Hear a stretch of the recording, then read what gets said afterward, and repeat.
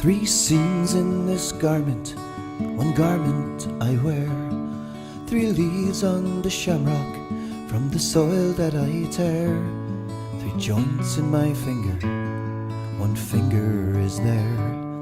Blessed Father, Son, Spirit, yet one God I serve.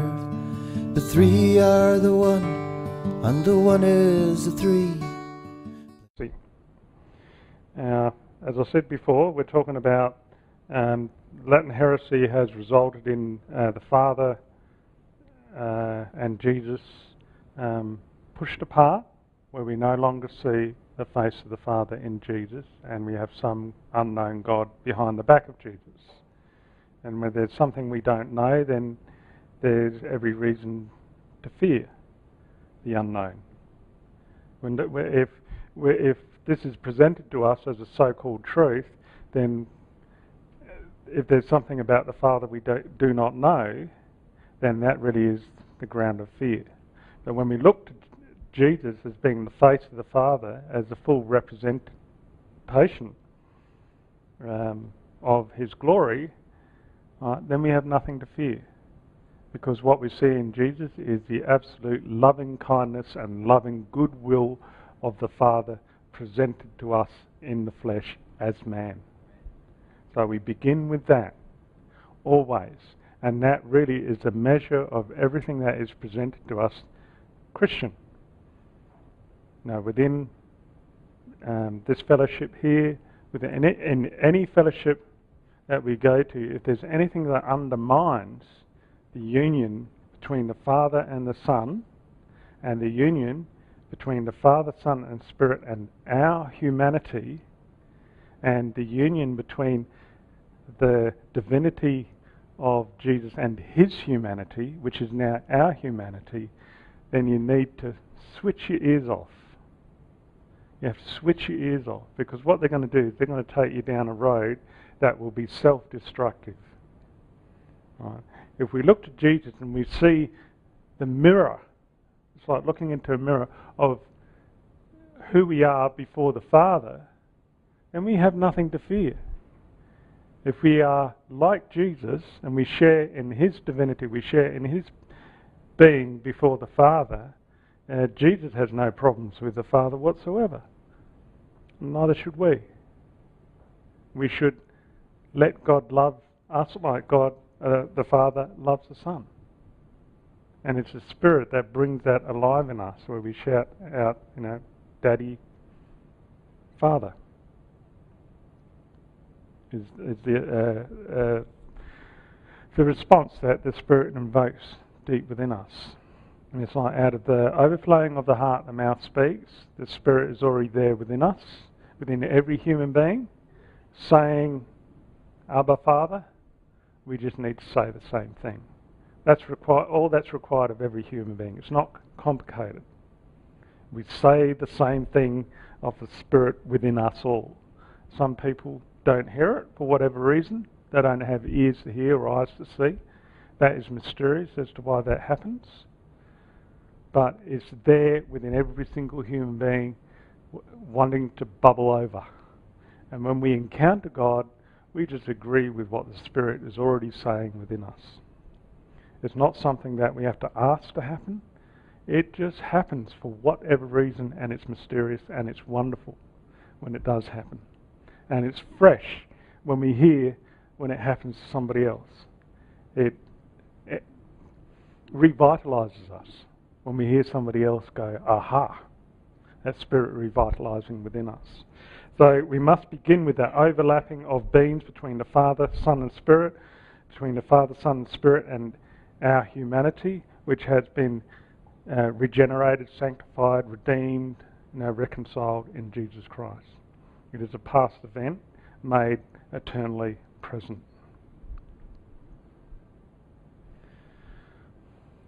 Now, as a result of this division, the act of God, the priesthood of God is removed from us. Now, a priest in the Old Testament times was the mediator between God and the community. And what we have in Jesus Christ, he is a priest who is also the sacrifice, who mediates between God and humanity.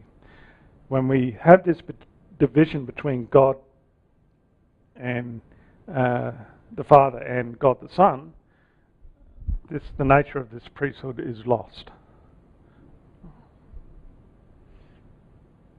Now the being of God then becomes divided against us. Well, we have this fury of God's wrath wanting to devour us, where we're led to believe that possibly the bowels of the earth will open up and swallow us unless we repent and give our lives to God. And that's the being that is offered to us if we have this division. So we have the angry God who is appeased when we repent, because we've lost the face of the Father in Jesus Christ. No longer an overlapping of beings between the Trinity and humanity. And the other problem is Jesus' acts do not actually touch us. When the Word became flesh, this event actually penetrated the whole of the cosmos. So we have the one in whom everything lives, moves and has their being, is now a flesh and blood human being. The one in whom everything is held together and consists in him is now a human being.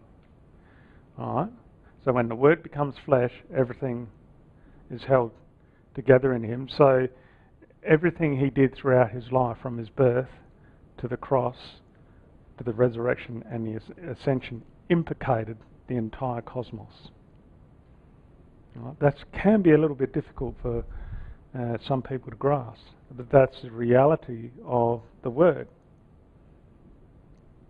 When we sever the relationship between the Father, the Son and creation, the Son and humanity, that means anything that Jesus does not actually touch us unless we do something. Unless we do something. In evangelicalism, it's we have to take the step towards God before God does anything for us. Right? We have to ask God for forgiveness. That, in a nutshell, is the Latin heresy operating again. Jesus no longer defines God. The doctrine of God is taken away from Jesus and put in the hands of ordinary human beings who think they know everything they need to know about God. So what human beings tend to do is say, well, if we take the best of what we are and what we can do and multiply that infinite times over, well, that's God. If we remove all our weaknesses, and in Greek philosophy, emotions were seen as a sign of weaknesses. As I said before, God cannot suffer. So therefore God cannot be a human being like we're human. So with Jesus no longer defining God, humanity have created God in the image of humanity. Does that make sense? We become the measure of what is right and wrong. So I said, Jesus is no longer the measure of all things pertaining to God. Humanity is the measure. Right? That's the Latin heresy operating there. Human beings think they know better. And that operates throughout Catholicism and the Protestant Church. Throughout.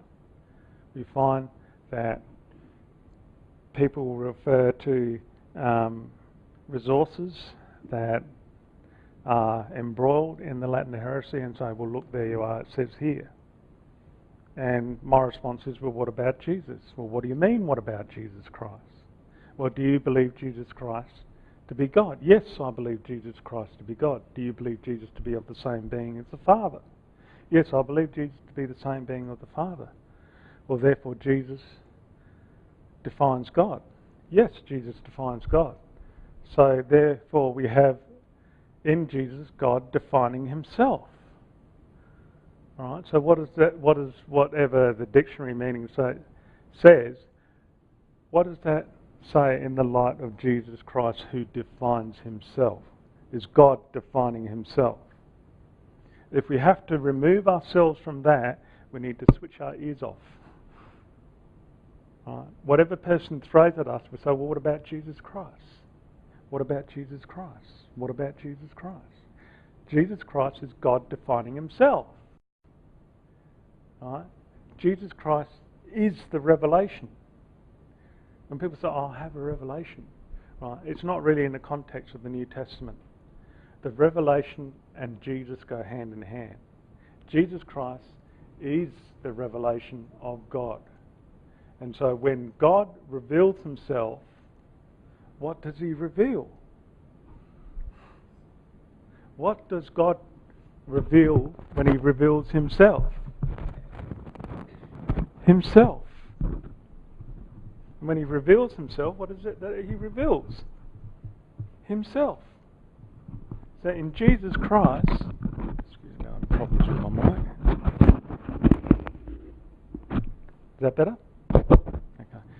So whatever is thrown at us when we try to speak from the premise of union, we always refer back to Jesus Christ. Always, in every occasion, in every theological dispute you might have with someone. So what about Jesus Christ? If they try to push him aside, well, are you undermining the divinity of Jesus Christ? Are you undermining the fact that everything we need to know about God is contained in this one human being? Is there some other knowledge that we need to know other than what we find in Jesus Christ? And that's the mistake of much of theology, is that people believe, yes, there is something else that we need to know. That's why you have what they call the Ordo Salutis, or the order of salvation, is they lay everything out in order, beginning with Revelation, and they cut up Revelation into different categories. So that's removed from Jesus Christ, and they might go on to the doctrine of God, and then we have all the omnis that come from Greek philosophy that decide who God is and who he is not, and what he can and cannot do. All that is decided. And as you get towards the end of the order, then we have Jesus Christ, right? And somehow he's got to fit into all this, and he goes through the sin mince machine to make this definition of sin as separation from God work. And at the end of the day, if we look at it from the perspective of union, it just all falls apart. I really pray and hope for the day that when we have a course on the theological foundations of God, that the first topic and the first subject that they talk about is Jesus Christ, in union with the Father and the Spirit, and build a course, theological foundation course upon that, because today it doesn't happen. Jesus Christ is at the end of the course in the light of human invention. We need to turn it back the right way around and begin with Jesus Christ. There's no other way we can go. If we do, then we are buying into the Latin heresy. As I said, humanity is now the measure of all things pertaining to God. In this case, the church. The church itself decides who God is, what he can and can't do. The church has severed the head. It sounds nasty, but it has. It has severed the head. And saying, well, we know better. We will decide who Jesus Christ is. We will decide who the Father is. Ultimate act of arrogance on our part. And I've bought into it myself. I've bought into human arrogance. And it took me a long time to get my head around the fact of union is where we need to begin. And it took a long time from the view that I still wanted to hang on to this Latin heresy as the truth, and it took me a long time to go through the stages before I started to gain confidence and realise that union is the way to go. The homoousios to patri, of the same being with the Father. Or the one ousia, three hypostasis, which means one being, three persons.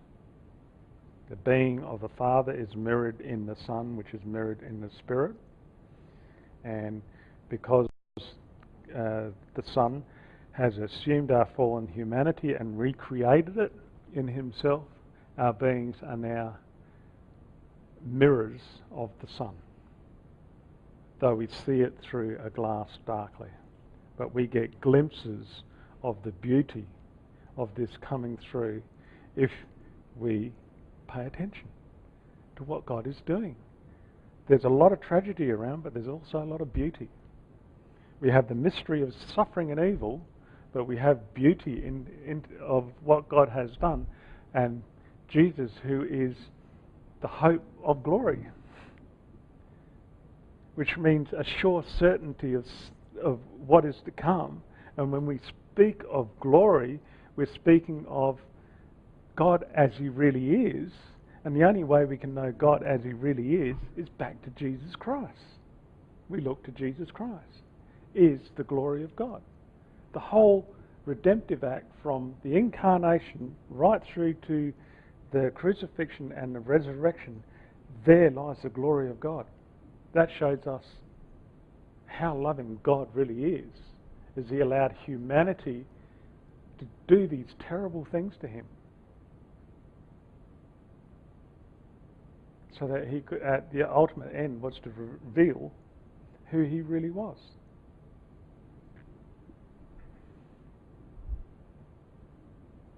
The cornerstone of the Christian message is not built on the foundation of the apostles and the prophets. Right? It's built on a foundation outside of the apostles and the prophets. The apostles and the prophets have been ignored. Right?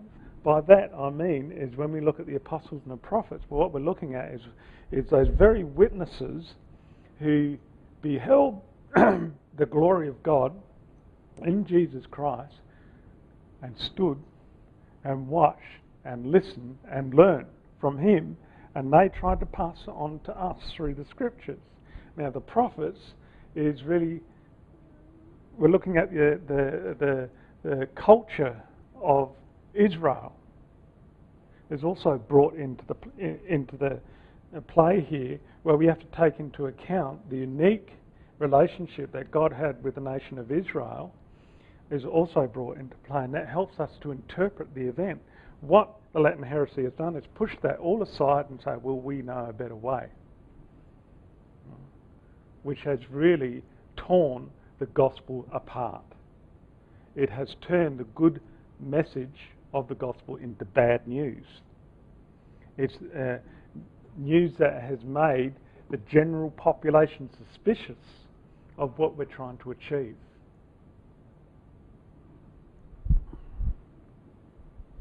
The chief cornerstone, rather, is humanity as a measure of what is right and wrong on all things pertaining to God. That has destroyed the gospel as we know it today. Ephesians 2, this is how I've rendered this passage, 20 to 22. You have been built upon the foundation of the specially assigned messengers, the apostles, and those people assigned to reveal this will, the prophets, where Jesus Christ is the aligning stone that brings everything into line and squared up with him. And what it's talking about in Ephesians is that he has brought the Gentiles and the Jews all into line and squared up with him, so there's no difference between the two. So he provides the foundation of how we should view both the Jew and the non-Jew, in other words, the entire world. You are all in him in one house, held together with and made to grow into a unique temple by the Lord. You are also all built together into the dwelling place of God in the Spirit. So Jesus is the aligning stone. Everything is squared up with him. Whatever we think needs to be squared up with him and how he presents himself to us.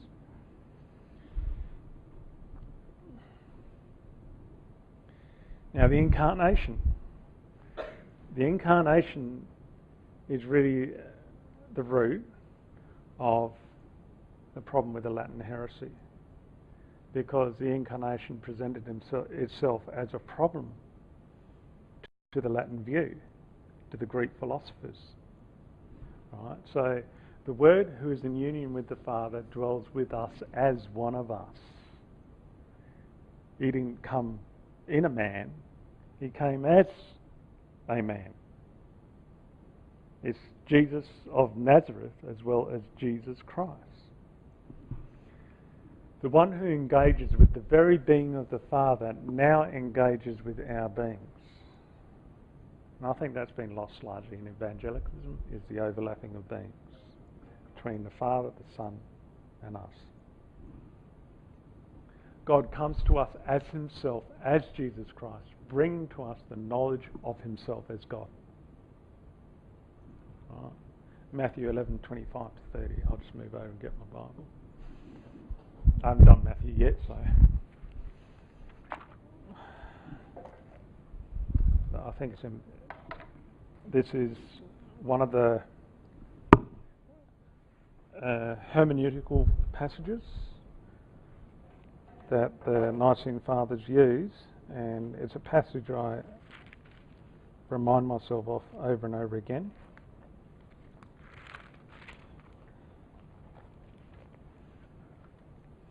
At that time Jesus said, I praise you, Father, Lord of heaven and earth, that you have hidden these things from the wise and intelligent and have revealed them to the infants.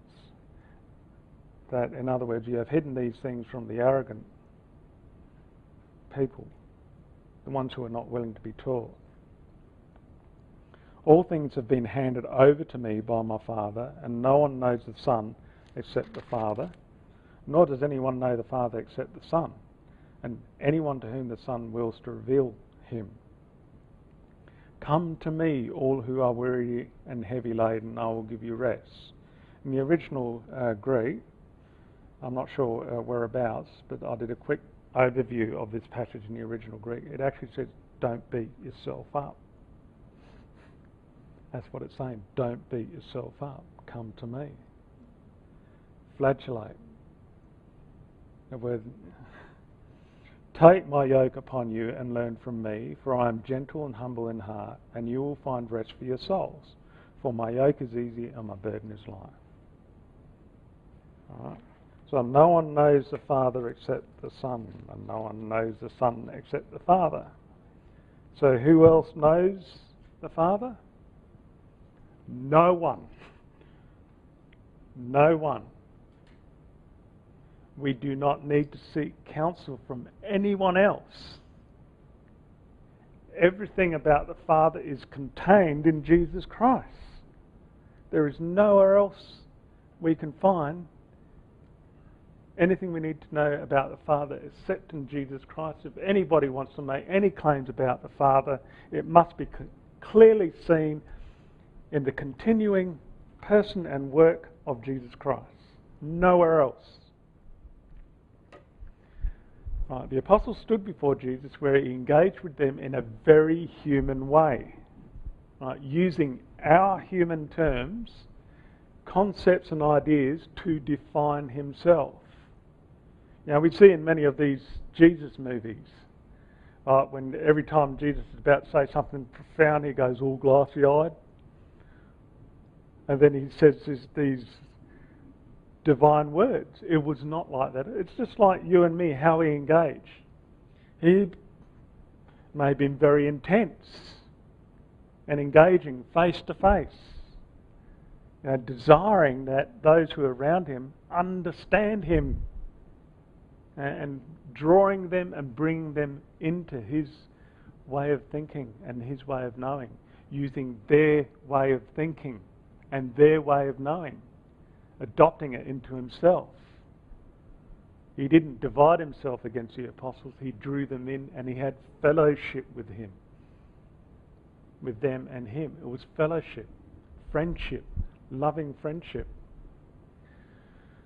T.F. Torrance said, "The church is not the product of human ingenuity, for it is a self-giving of the one God through Christ and in the Holy Spirit, which calls the church into existence and sustains it through all the vagaries of history as intrinsically and essentially the one body of Christ." God does it. No one has control over the church. Only God has control over the church. It is God who builds the church. It is... Maybe that was the Father. Sorry. It's God who does it. God does the work. God draws people to himself. I found that in my own personal experience, I don't know how it was for you, is that I encountered God. God showed himself to me, and then I went to church. And I found that for a while there was a cloud over that event because the church told me that there was something else I had to do. And they explained a different way of what happened to make it seem like that the church played a role, again the Latin heresy at work, in bringing me to God. Even though I had that experience and I described that experience, I still had to go forward and say the sinner's prayer, repent, and all that sort of thing. But that's the Latin heresy at work. That's something you need to switch off. If people say, I've had an experience, right, then we need to enlarge on that from the basis of union. Right? God has done a wonderful work in you. God will never let you go. He has never let you go before. Now, he loves you even more than he loves himself. He put himself in harm's way for you so that he could draw you into himself for fellowship.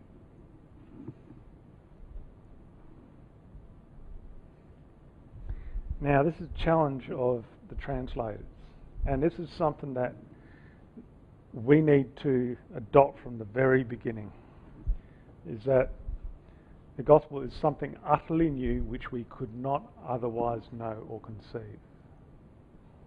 It is utterly new that we could not otherwise know or conceive. When God addresses us, he tells us something about himself which we could never tell ourselves. Right? So we're completely humble to God. Something so radically different that it creates a new situation in human existence and history and calls for new ways of thinking and speaking about God on our part. Right there is the meaning of repentance. We are called to think differently. We are called to think in line with Jesus Christ. As the one who is loved, we are loved like him. We love because he first loved us. That's what the original Greek says. In the Bible it says we love him because he first loved us. The actual Greek says we love because he first loved us, which falls into line with John 14, love one another as I've loved you. He's not out, to be looking for us to worship so that we could stroke his ego. All he wants us to do is to be like him and to be exocentric. I have loved you, I've come to you and I've loved you. Now he wants us to love like him. That is to love others. Love one another as I've loved you. To spread the gospel message like that. So we look at Jesus Christ now in the light of union, and we have the threefold function of Jesus Christ. In Jesus Christ, God's address to humanity. But also in Jesus Christ, we have God's address, human being to human being. We can understand him. Right? Because he speaks our way. which might highlight the fact that this is the way God speaks anyway. There's not some, divine, higher level knowledge that we need to strive to. This, in a way, this is probably the way it's supposed to be, is that God can communicate to us. And he has proven that in Jesus Christ. He can engage with us. And he can be understood. God had to immerse himself in human society, engaging in human ways and understanding. If he didn't do that, then we wouldn't understand him. We wouldn't have a chance. God had to penetrate into our humanity as a human being so that he could be seen and heard. And he was seen and he was heard. And the scriptures testify to that. Humanity is also humanity's response to God. While immersed in our humanity, he stood in our place as the priest who responded to God as we ought to have done. But he takes us to that place where he is where we ought to be from where we were. We are now in union with him, and his response to God is what the Spirit has given us, where we just have to say the same thing. Abba, Father, I'm loved. Yes, Father, I will love others.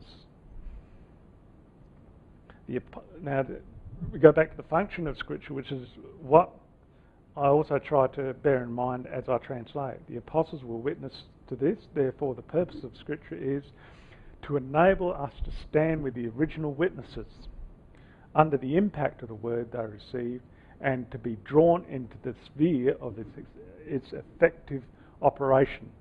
In other words, we stand where they were, we see what they saw, we hear what they heard, with the view that we will change the way we think about what God thinks of us.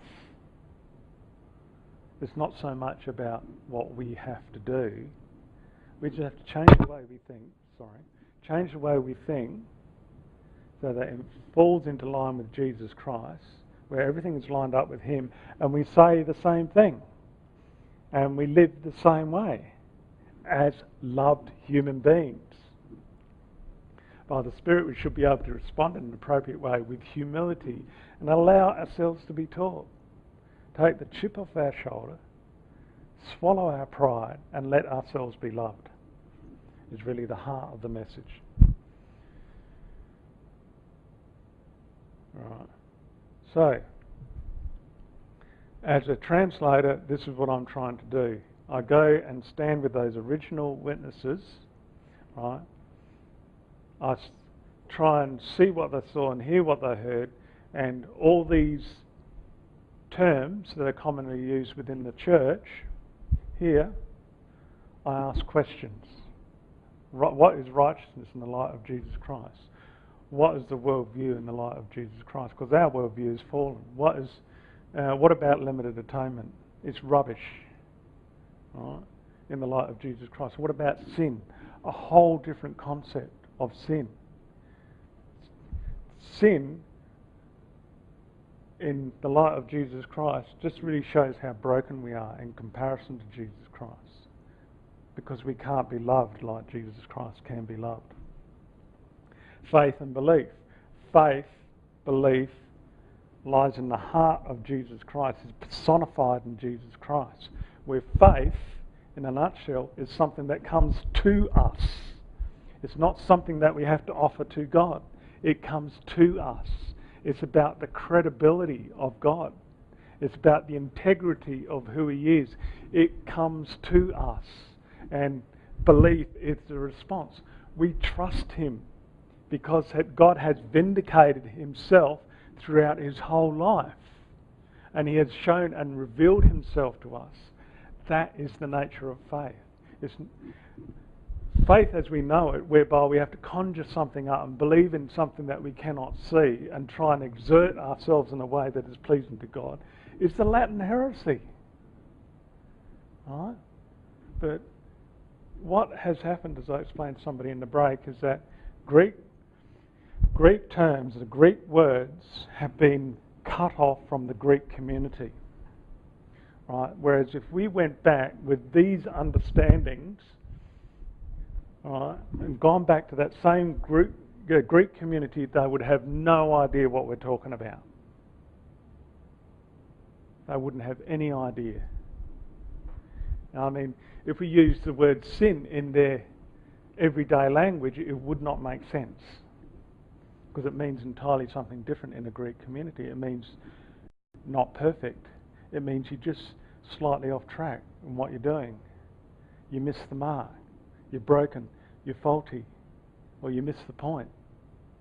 That's what it means, and it just depends. It's just like putting a word in a sentence to give it its context. It depends what context it's put in as to what it means.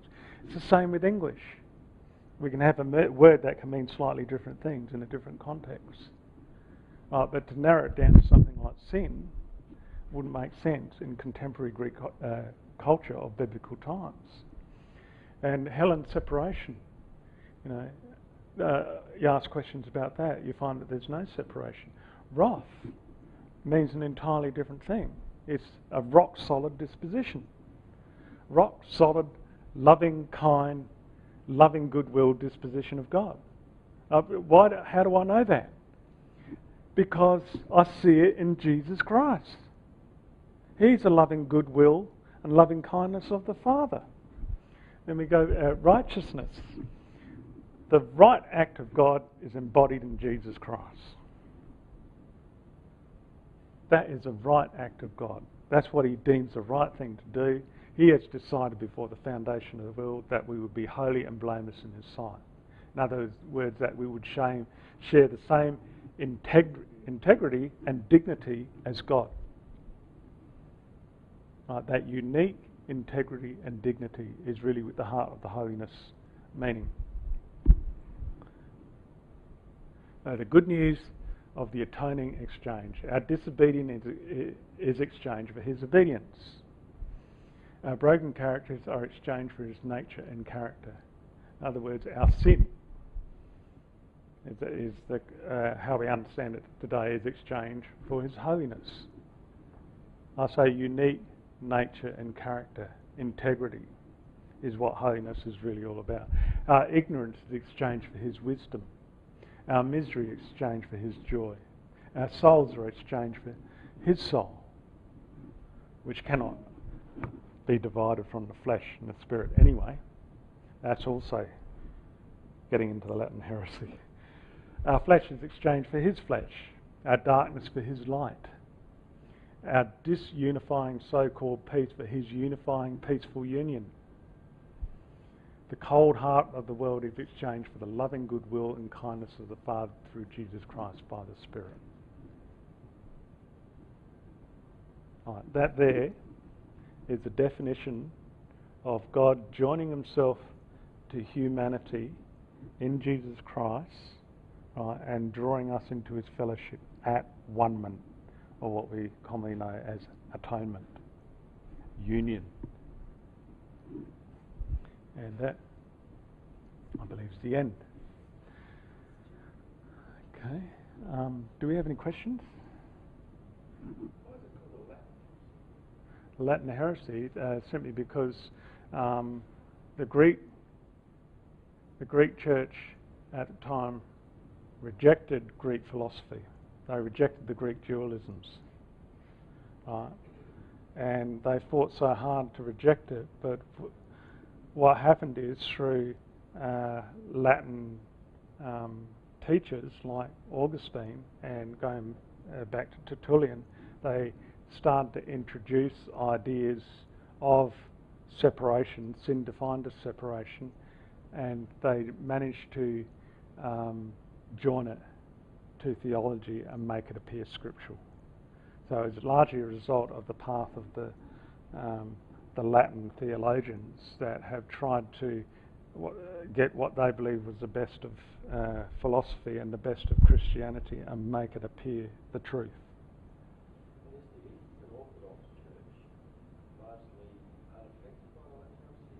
I think they've rejected a lot of that. Is that right, Bruce? They've rejected a lot of it. I think a lot of when we talk about the Nicene era, a lot of what we're saying goes hand in hand with the Greek Orthodox Church. There may be some minor differences, but really, by and large, when we talk about any church in general, we're not talking about trying to, in such a way that we're dividing ourselves off against the one church. We can't chop the church and say you're in and you're out. It's not about right theology. It's about Jesus Christ always. Yeah.